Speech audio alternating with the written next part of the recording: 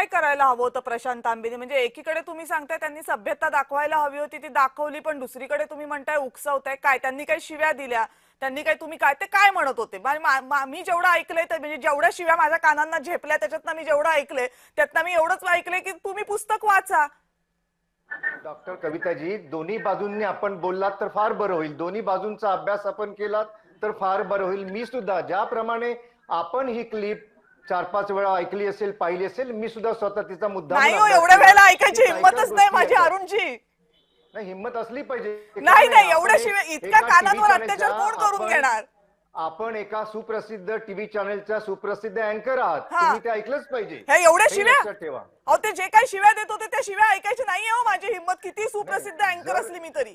जर जर तुम्हाला या विषयावरती प्रश्नोत्तर करायची असतील, जाब जबाब नोंदवायचा हा, असेल, विचारायचं असेल तर ऐकलंच पाहिजे. बरोबर बरोबर त्याशिवाय बरोबर इलाज नाही. बरोबर, परंतु तुमच्या परत अपेक्षा सांगतो, बरोबर आहेत. महाराष्ट्रामध्ये अशा प्रकारची महाराष्ट्राची सुसंस्कृत जनता असे शब्द बरोबर आहे. ऐकण्यासाठी म्हणजे कधीही तुमच्या मान्यता पक्षाच्या देत एका नाही. खासदारांनी आई बहिणीवरनं शिव्या द्यायच्या, वाटेल त्या शिव्या द्यायच्या, आणि तुमच्या अपेक्षा आहेत की महिला पत्रकारांनी त्या 3-3, 4-4दा ऐकायच्या, म्हणजे त्यांचा ऐका ना, अभ्यास तुम्ही पक्का होईल. काय अपेक्षा तुम्ही आहेत अरुणजी तुमच्या? पत्रकारितेमध्ये उतरलात ना, पत्रकारितेमध्ये उतरलात, हा, ऐकलंच म्हणून पाहिजे. त्या त्यात 3-4 गैर वेळेला काय? यांच्या शिव्या ऐका, जे त्या आई बहिणीवरनं ज्या घाणेरड्या गलिच्छ भाषेतल्या शिव्या देतात त्या आम्ही ऐकायच्या. वा, बरं सांगा मला प्रशांत तांबेजी, तुम्ही काय उकसवत होतात त्यांनी जे त्यांना? कृत्य केलेलं आहे ते एक, आता तुम्ही त्या समाजासमोर प्रशांत उघड तांबेंवर करायचं जो काय आरोप असेल, केलाय ऐकलं तो पाहिजे ना. त्यांच्याकडनं घेऊयात ना. प्रशांत तांबेजी काय केलं, काय उकसवलं त्यांना? एकतर मी त्या दिवशी आजारी होतो हा, आणि बोलण्याचे सुद्धा त्राण माझ्यात नव्हते आणि मी खूप लवकर झोपतो आणि लवकर उठतो, ही माझी लहानपणाची सवय आहे. हम्म, तरी 12:51 त्यांचा मला शाबास. पहिला कॉल आला, तो मी रिसिव्ह केला नाही. हा, परत 12:52 त्यांनी कॉल केला, हम्म, मी रिसिव्ह केला. हम्म, आणि त्या दिवशी मी राजेंद्रनगर झोपडपट्टीमध्ये राहतो.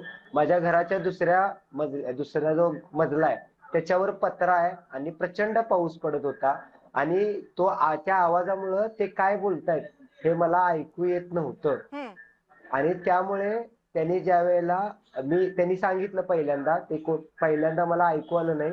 मी परत विचारलं की कोण बोलतंय.